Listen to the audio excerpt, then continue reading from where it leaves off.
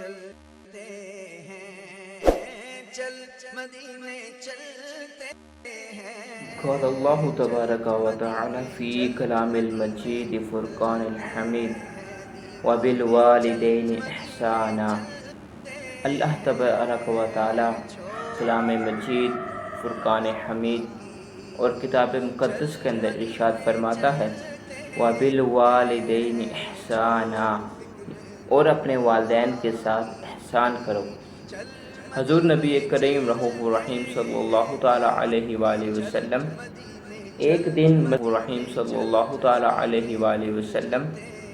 ایک دن مسجد منبر شریف پر تشریف فرما ہونے لگے.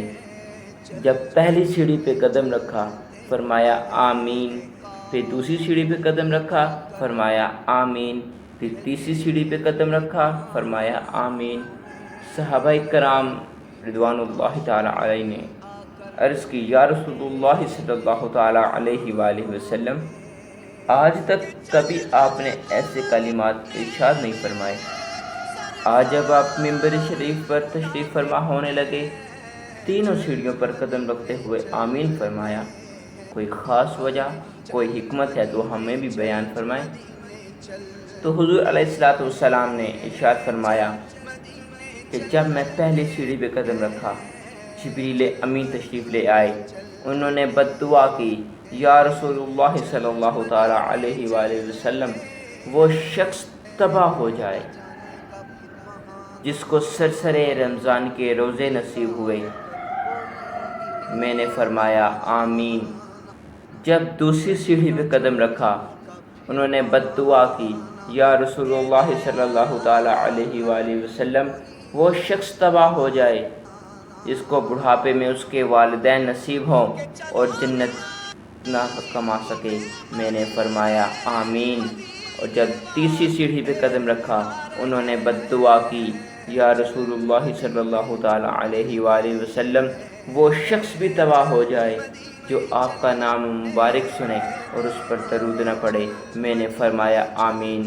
تو غور کیجیے گا حاضرین محترم، جب بد دعا کرنے والا اللہ کا اتنا مقرب فرشتہ ہو اور اس پر آمین کہنے والے ہمارے اور آپ کے پیارے آقا محمد عربی صلی اللہ تعالیٰ علیہ وآلہ وسلم ہوں گے تو وہ بد دعا کیسے رد ہو جائے گی. سبھی پر محبت سے پڑھ لیں الصلاۃ والسلام علیک یا سیدی یا رسول اللہ وعلی آلک واصحابک یا سیدی یا حبیب اللہ.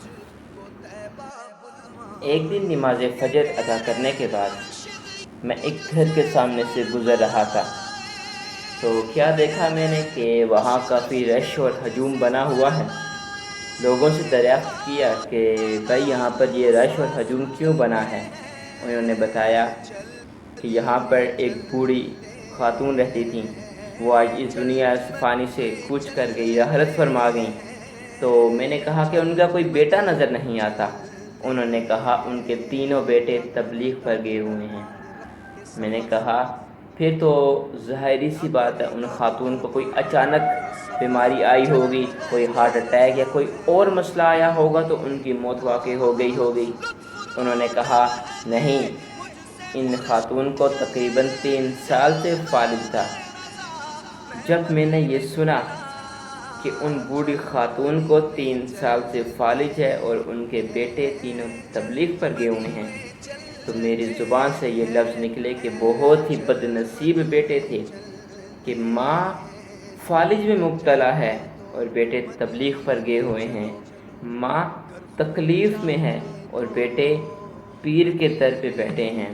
اگر حضور غوث اعظم بھی وہاں موجود ہوں تب بھی فیضان نہیں ملے گا. کیونکہ پہلا در، پہلا پیر، پہلا مرشد ماں ہوتی ہے. حضرت بایزید بسطامی رحمۃ اللہ تعالی علیہ، کسی نے ان سے پوچھا حضرت یہ تو بتائیے کہ آپ کو ولایت کیسے ملی، آپ کو فقراء کا یہ جو اذن ہے یہ آپ کو کیسے نصیب ہوا. تو حضرت بایزید بسطامی رحمۃ اللہ تعالی علیہ فرماتے ہیں کہ کسی کو ولایت ملی ہوگی چلے کاٹنے سے، کسی کو عبادات و ریاضات کرنے سے، کسی کو کوئی اذکار کرنے سے، لیکن مجھ کو اگر یہ ولایت ملی ہے تو فقط میری ماں کی دعا سے۔ پوچھنے والے نے عرض کی کہ حضرت ذرا بیان تو فرمائیں، آپ نے کوئی ایسا کون سا عمل کیا جو آپ کی والدہ کی دعا نے آپ کو ولایت عطا فرما دی؟ فرمایا سردیوں کی سخت رات تھی۔ غور کیجئے گا حاضرین محترم، سردیوں کی سخت رات تھی۔ حضرت بایزید بستامی فرماتے ہیں میں مطالعہ فرما رہا تھا، اچانک آواز سنتا ہوں پانی پانی۔ جب میرے کانوں نے یہ آواز سنی پانی پانی، میں نے اپنی کتاب بند کی اور بھاگتا ہوا دیکھتا ہوں کہ والدہ محترمہ کے ہونٹ ہل رہے ہیں، وہ خشک ہو چکے ہیں اور وہ پکار رہے ہیں پانی پانی۔ میں جاتا ہوں اور گڑھا اٹھا کر دیکھا تو گڑھا خالی تھا۔ پھر گیا چشمے سے، جب گھڑا بھر کر لے کے آیا، پانی پیالے میں بھرا، ماں کے سرہانے کھڑا ہوا تو دیکھا ماں سو چکی تھی۔ پہلے تو میں نے کہا کہ ماں کو جگاؤں اور پانی پلاؤں، پھر میرے ضمیر نے مجھے جھٹملایا اور کہا اے بایزید بستامی، ماں سوئی ہوئی ہے، کیا پتہ تیرے جگانے سے اس کو تکلیف ہو، اس کی نیند خراب ہو، کیا پتہ تیرے جگانے کے بعد اس کو دوبارہ نیند آئے گی یا نہیں آئے گی۔ بس یہ خیال ذہن میں آیا، یہ خیال میرے ذہن میں آنے کی دیر تھی، میں پانی کا پیالہ ہاتھ میں یوں لیے کھڑا رہا۔ سردیوں کی سخت رات تھی، پانی پیالے سے نکل کر میرے ہاتھ پر جمتا جا رہا تھا کہ اچانک تہجد کی اذان وقت ہوتا ہے۔ جب تہجد کا وقت ہوتا ہے، میری والدہ محترمہ اٹھتی ہیں، میرے ہاتھ میں پانی کا پیالہ دیکھ کر ان کو یاد آتا ہے کہ انہوں نے پانی پکارا تھا۔ پھر حضرت بایزید بستامی فرماتے ہیں مجھ سے پوچھا اے میرے بیٹے، تو نے مجھے جگایا کیوں نہیں، تو نے مجھے پانی پلایا کیوں نہیں؟ حضرت بایزید بستامی فرماتے ہیں کہ اماں جان میں تو پلانا چاہتا تھا، پھر خیال آیا کیا پتہ میرے پانی پلانے سے آپ کی نیند میں خلل پیدا ہو، آپ کو دوبارہ نیند آئے یا نہ آئے۔ ماں کا کلیجہ تھا، تڑپ اٹھا، سینے سے لگایا، ماتھا چوما، وضو کرنے کے بعد نماز تہجد ادا کی۔ تہجد ادا کرنے کے بعد دعا کی اے اللہ، جس طرح آج میں اپنے بیٹے سے خوش ہو گئی ہوں، تو بھی میرے بیٹے سے راضی ہو جا۔ حضرت بایزید بستامی رحمۃ اللہ تعالی علیہ فرماتے ہیں کہ وہ دن اور یہ دن مجھ پر فقر کا ایسا رنگ چڑھ گیا، وہ رنگ چڑھ گیا کہ پھر دنیا میرے رنگ میں رنگتی گئی۔ تو ان لوگوں سے پوچھو کہ والدین کا مقام و مرتبہ کیا ہے۔ حضور علیہ السلام کی بارگاہ میں ایک شخص حاضر ہوا اور عرض کی یا رسول اللہ صلی اللہ تعالیٰ علیہ وآلہ وسلم، میں نے اپنی والدہ محترمہ کو اپنے کندھوں پر بٹھا کر حج ادا کر لیا، کیا میں نے ان کا زندگی کا قرض ادا کر دیا؟ کیا ان کے تمام حقوق پورے کر لیے؟ حضور علیہ السلام مسکرائے اور فرمایا اے نادان، تو نے اس کو اپنے کندھے پر بٹھا کر حج کیا، اگر ساری زندگی تو اپنی ماں کے پاؤں دھو کر بھی پیتا رہے تب بھی اس رات کا قرض نہیں ادا کر سکتا جس رات وہ گیلے بستر پر سو کے تجھ کو خشک بستر پر سویا۔ ایک دفعہ میں لاہور کے ایئرپورٹ پر کسی کام سے گیا، میرے ایک عزیز آ رہے تھے، تو وہاں میں ایک شخص کو دیکھا جو ادھیڑ عمر کا تھا، یعنی حالت بزرگی میں تھا۔ تو اس سے کچھ دوست اس کو روانہ کر رہے تھے اور اس کی آنکھوں سے آنسو جاری تھے۔ تو میں پاس تشریف لے گیا، میں نے پوچھا حضرت کیا آپ اس ملک سے دور جا رہے ہیں جو آپ رو رہے ہیں؟ فرمایا نہیں، میں تو آج اپنے گھر جا رہا ہوں، اپنے والدین سے ملنے جا رہا ہوں، اپنی اولاد سے ملنے جا رہا ہوں۔ تو میں نے پوچھا کہ حضرت یہ تو خوشی کے آنسو ہیں، آپ اپنے گھر جا رہے ہیں، اپنے والدین کے پاس جا رہے ہیں، ان سے ملاقات کریں گے۔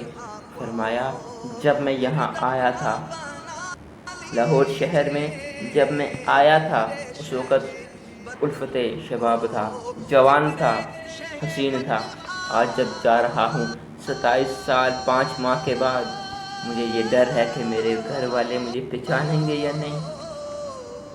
اس کا یہ جملہ دل پہ لگتا ہے کہ مجھے یہ ڈر ہے کہ میرے گھر والے مجھے پہچانیں گے بھی یا نہیں، میری اولاد مجھ کو پہچانتی بھی ہوگی یا نہیں۔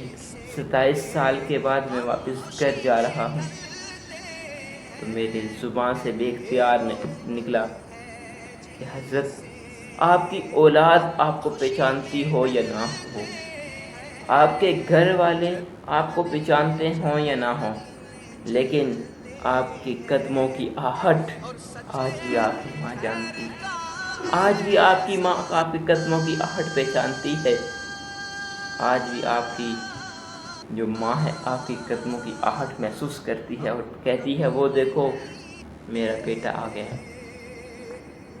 تو والدین کی خدمت کریں گے تو سرخرو ہوں گے۔ آپ نے دیکھا ہوگا وہی لوگ سرخرو ہوئے جنہوں نے اپنے والدین کی خدمت کی، اپنے والدین کا ادب کیا۔ جن لوگوں نے اپنے والدین کی نافرمانی کی، بے ادبی کی، وہ لوگ کبھی سرخرو نہیں ہوئے، بلکہ ذلت و رسوائی ان کے دامن کے ساتھ ان کے گلوں میں ڈال دی گئی، کیونکہ والدین کی رضا میں اللہ کی رضا ہے اور والدین کی ناراضگی میں ہی اللہ کی ناراضگی ہے۔ ایک دفعہ ایک شخص اپنے باپ کی شکایت لے کر حضور علیہ السلام کی خدمت میں حاضر ہوا،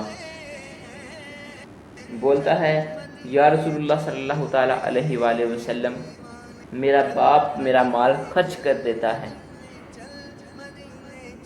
تو میں اپنے باپ کی شکایت لے کر آپ کی بارگاہ میں آیا ہوں، مجھے انصاف دلائیے۔ حضور علیہ السلام مہربان، غریبوں کے پرور، یتیموں کے مولا، آپ نے کہا اپنے باپ کو بلاؤ۔ جب اس شخص کے والد محترم تشریف لے آئے، وہ کافی بزرگ تھے۔ حضور علیہ السلام نے ارشاد فرمایا کہ بابا جی آپ کا بیٹا آپ کی شکایت لے کر میرے دربار میں آیا ہے کہ آپ اس کا مال خرچ کر دیتے ہیں۔ تو اس بوڑھے بابے کی آنکھوں سے آنسو روانہ ہو گئے۔ بولا وہ بوڑھا بابا کہ ذرا ان سے پوچھیں تو صحیح کہ میں اس کا مال کہاں خرچ کرتا ہوں۔ جب حضور علیہ السلام نے پوچھا تو وہ لڑکا کہتا ہے کہ یا رسول اللہ صلی اللہ تعالیٰ علیہ وآلہ وسلم، یہ میرا مال اپنی بہنوں کو یعنی میری پھوپھیوں کو دیتا ہے، یہ میرا مال میری بہنوں کو یعنی اپنی بیٹیوں پہ خرچ کرتا ہے، ہمارے اہل و عیال پہ خرچ کرتا ہے۔ حضور علیہ السلام نے فرمایا یہ تو کوئی بری بات نہیں۔ پھر اچانک جبریل امین تشریف لے آئے، انہوں نے عرض کی یا رسول اللہ صلی اللہ تعالیٰ علیہ وآلہ وسلم، اللہ تبارک و تعالیٰ نے سلام بھیجا ہے، ساتھ ہی یہ پیغام بھیجا ہے کہ ذرا اس بوڑھے بابے سے تو کہیں ذرا وہ بھی تو بیان کرے جو اس نے اپنے بیٹے کے غم میں بیان کیا، جو اس نے اپنے بیٹے کے غم میں لکھا۔ ابھی اشعار یہاں بیان کرنے کا وقت نہیں ہے کیونکہ وقت مختصر ہے، اپنی بات کو مختصر کرتا ہوں، اپنی بات کو سمیٹتا ہوں کہ جب اس بوڑھے بابے سے حضور علیہ السلام نے فرمایا کہ بابا جی ذرا وہ بھی تو بیان کریں جو آپ نے اپنے بیٹے کے غم میں لکھا، بوڑھے بابے کی چیخیں نکل جاتی ہیں۔ بوڑھے بابے نے کہا بیٹا آج تو گلی کوچوں میں میری شکایتیں لیے پھرتا ہے، آج تو گلی کوچوں میں میری شکایتیں لگاتا ہے۔ یاد کر وہ وقت جب تو چھوٹا سا تھا، کبھی تو بیمار ہو گیا تو میری نیندیں اڑ جاتی تھی، کبھی تجھے کسی چیز کی خواہش پیدا ہو گئی تو میں تیری خواہش پوری کرنے کے لیے اپنی جوانی قربان کر دی، اور آج تو میری شکایتیں گلی کوچوں میں لیے پھرتا ہے۔ اس وقت کو یاد کر جب تو ننھا سا تھا، تجھے جوان کرنے کے لیے میں نے تجھ پر اپنی جوانی کو قربان کیا۔ یہ سننے کی دیر تھی کہ حضور علیہ السلام نے اس نوجوان کے سینے پہ اتنے زور سے مکہ مارا اور کہا نکل جا میری بارگاہ سے، دوبارہ کبھی اپنے باپ کی شکایت لے کے میری بارگاہ میں نہ آنا۔ تو کہنے کا مقصد کیا تھا؟ ماں باپ کا بہت مقام و مرتبہ ہے، کیونکہ حضرت علیہ السلام نے فرمایا کہ تم اور تمہارا مال تمہارے ماں باپ کی ملکیت ہے، جہاں چاہیں جیسے چاہیں خرچ کریں، تم ان سے سوال نہیں کر سکتے۔ اور قرآن میں تو اللہ فرماتا ہے کہ جب تمہارے والدین بڑھاپے کی حالت میں پہنچ جائیں وَلَا تَقْهَرْهُمَا، اور انہیں جھڑکو بھی مت، وَلَا تَنْهَرْهُمَا، انہیں جھڑکو بھی مت۔ یعنی اتنا مقام و مرتبہ ہے ماں باپ کا کہ اگر تم ساری زندگی بھی ان کے پاؤں دھو کر پیتے رہو، پھر بھی ایک رات کی قرض ادا نہیں کر سکتے۔ اس باپ کا خون پسینہ تم اس کا حق ادا نہیں کر سکتے، جس نے تم دن رات محنت کی، تمہیں جوان کیا، پال پوس کر بڑا کیا، اس کا حق ادا نہ کر سکتے تم۔ اگر کوئی شخص عبادت و ریاضت کرتا رہے، تہجد گزار ہو، نوافل پڑھتا ہو، لیکن اس کے ماں باپ، اس کے والدین اس سے ناراض ہوں، اس کی عبادات تمام ضائع ہو جائیں گی، کیونکہ ظاہری سی بات ہے اللہ تبارک و تعالیٰ اس کی وہ عبادت قبول ہی نہیں کرے گا۔ اس کے ماں باپ راضی نہیں ہیں تو اس کی عبادات کیسے قبول ہوں گی؟ تم ماں باپ کی خدمت کرو، ان کے ہاتھ پاؤں چومو، وہ تم کو خوش ہو کر دعا دیں گے، اللہ بھی تم پر مہربان ہوگا۔ ایک دفعہ ایک شخص حضور علیہ السلام کی بارگاہ میں پیش ہوتا ہے، عرض کرتا ہے یا رسول اللہ صلی اللہ تعالیٰ علیہ وآلہ وسلم، کیا میں جہاد کر لوں؟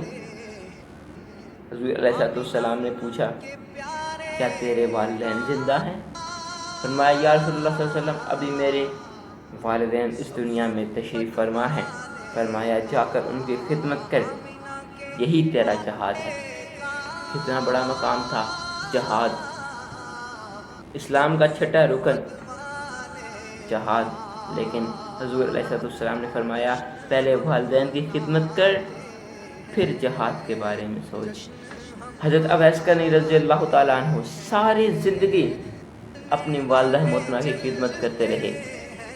جب حضور علیہ السلام کا وقت رحلت آنے لگا، حضور علیہ السلام نے فرمایا اے میرے صحابہ، میرے بعد اویس کرنی سے میری امت کی مغفرت فرمان کی دعا فرمانا، کیونکہ حضور علیہ السلام جانتے تھے انہوں نے ساری زندگی اپنی والدہ کی خدمت کی، کیونکہ وہ نبی نہ تھی، ان کا کوئی سہارا نہ تھا۔ انہوں نے اپنے والدین کی خدمت کی، اپنی والدہ کی خدمت کرنے کے بعد جنت کما لی۔ حضور علیہ السلام نے فرمایا کہ میرے بعد اویس کرنے سے میری امت کی دعا کی درخواست کرنا اور ان سے دعا کروانا، وہ خوش نصیب ہوگا جس کے والدین خوش ہوں گے، وہ خوش نصیب ہوگا جو اپنے والدین کے حقوق ادا کرتا ہوگا، وہ خوش نصیب ہوگا جو اپنے والدین کے ساتھ میانہ روی اختیار کرتا ہوگا، وہ خوش نصیب ہوگا جو اپنے والدین کا ادب کرتا ہوگا، وہ خوش نصیب ہوگا جو اپنے والدین کی فرما برداری کرتا ہوگا۔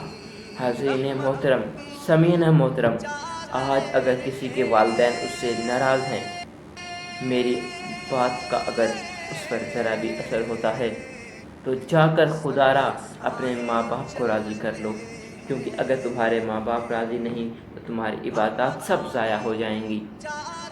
کیا فائدہ ان عبادات کا کہ ساری زندگی انسان روزے بھی رکھے، نمازیں بھی پڑھے اور آپ سب ختم ہو جائے۔ اللہ کہے کہ تم اپنے والدین کو خوش نہ کر سکے، تم میری عبادت کیا کرو گے؟ میری نمازیں کیا پڑھو گے؟ میری تسبیح کیا کرو گے؟ تم سے تو تمہاری جنت ہی راضی نہیں ہو سکتی۔ خدا را اگر کسی سے اس کے والدین ناراض ہیں، میرے سننے والے جو کوئی بھی ہیں، اگر ان سے ان کے والدین ناراض ہیں تو چھوڑو سب کچھ، چھوڑو دنیا کو، یہ دنیا مل جائے گی۔ جس کے والدین اس سے راضی ہو جائیں گے، یہ دنیا اس کے قدموں میں ہوگی۔ جس کے والدین اس سے خوش ہیں، اس کو سکھ مل جائے گا، اس کو خوشیاں مل جائیں گی۔ اگر ابھی فرض کریں کوئی شخص کہتا ہے کہ اس کے والدین اس دنیا میں حیات نہیں، کوئی بات نہیں، ہر نماز کے بعد اپنے والدین کی مغفرت کی دعا کرے۔ جمعہ والے دن، جمعہ المبارک کے دن اپنی والدین کے لیے سورہ یاسین پڑھ کے، سورہ کہف پڑھ کے، سورہ واقعہ پڑھ کے، سورہ ملک پڑھ کے ان کے لیے، بلکہ قرآن پورا پڑھ کے ان کے لیے دعائیں مغفرت کرے۔ ساری زندگی غربت اس کے گھر کے پاس بھی نہ پھٹک سکے گی۔